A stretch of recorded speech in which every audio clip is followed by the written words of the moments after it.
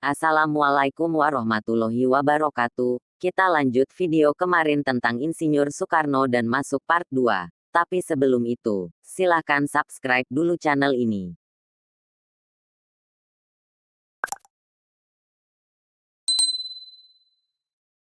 Pada bulan Agustus tahun 1945, Soekarno diundang oleh Marsekal Tarauchi, pimpinan Angkatan Darat Wilayah Asia Tenggara ke Dalat, Vietnam. Marsekal Tarauchi menyatakan bahwa sudah saatnya Indonesia merdeka dan segala urusan proklamasi kemerdekaan Indonesia adalah tanggung jawab rakyat Indonesia sendiri. Setelah menemui Marsekal Tarauchi di Dalat, Vietnam, terjadilah peristiwa Rengas Dengklok pada tanggal 16 Agustus tahun 1945. Para tokoh pemuda dari peta menuntut agar Soekarno dan Hatta segera memproklamasikan kemerdekaan Republik Indonesia, karena pada saat itu di Indonesia terjadi kevakuman kekuasaan. Ini disebabkan karena Jepang telah menyerah dan pasukan sekutu belum tiba. Namun Soekarno, Hatta dan beberapa tokoh lainnya menolak tuntutan ini dengan alasan menunggu kejelasan mengenai penyerahan Jepang.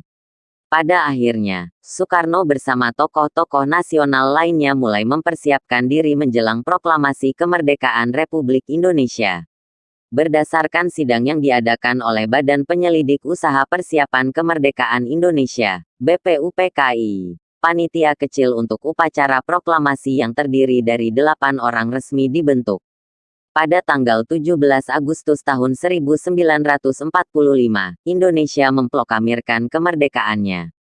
Teks proklamasi secara langsung dibacakan oleh Soekarno yang semenjak pagi telah memenuhi halaman rumahnya di Jalan Pegangsaan Timur 56, Jakarta. Pada tanggal 18 Agustus tahun 1945, Soekarno dan Muhammad Hatta diangkat oleh PPKI menjadi Presiden dan Wakil Presiden Republik Indonesia. Pada tanggal 29 Agustus tahun 1945 pengangkatan Presiden Soekarno dan Wakil Presiden Muhammad Hatta dikukuhkan oleh Kenip. Kemerdekaan yang telah didapatkan ini tidak langsung bisa dinikmati karena di tahun-tahun berikutnya masih ada sekutu yang secara terang-terangan tidak mengakui kemerdekaan Indonesia dan bahkan berusaha untuk kembali menjajah Indonesia. Gencaran senjata dari pihak sekutu tak lantas membuat rakyat Indonesia menyerah, seperti yang terjadi di Surabaya ketika pasukan Belanda yang dipimpin oleh Brigadir Jenderal A.W.S. Malabi berusaha untuk kembali menyerang Indonesia. Rakyat Indonesia di Surabaya dengan gigihnya terus berjuang untuk tetap mempertahankan kemerdekaan hingga akhirnya Brigadir Jenderal A.W.S. Malabi tewas dan pemerintah Belanda menarik pasukannya kembali. Perang seperti ini tidak hanya terjadi di Surabaya tapi juga hampir di setiap kota. Republik Indonesia secara resmi mengadukan agresi militer Belanda ke PBB karena agresi militer tersebut dinilai telah melanggar suatu perjanjian internasional, yaitu Persetujuan Linggajati. Walaupun telah dilaporkan ke PBB, Belanda tetap saja melakukan agresinya.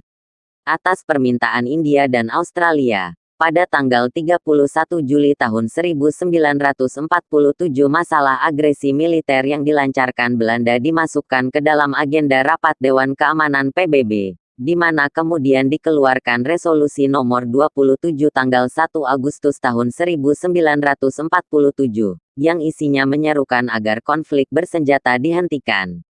Atas tekanan Dewan Keamanan PBB, pada tanggal 15 Agustus tahun 1947, pemerintah Belanda akhirnya menyatakan akan menerima resolusi Dewan Keamanan untuk menghentikan pertempuran.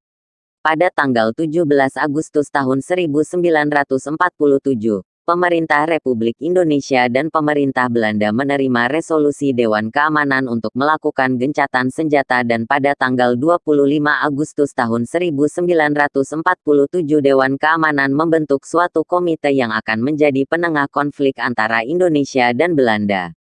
Setelah pengakuan kedaulatan, pemerintah Belanda menyebutkan sebagai penyerahan kedaulatan, Presiden Soekarno kembali diangkat menjadi Presiden Republik Indonesia Serikat (RIS), dan Muhammad Hatta diangkat sebagai Perdana Menteri RIS.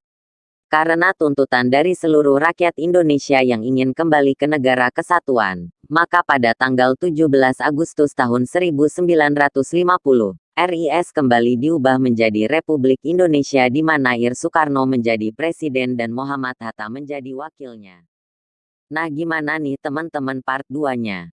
Kita cukupkan ya part 2 kali ini. Assalamualaikum warahmatullahi wabarakatuh.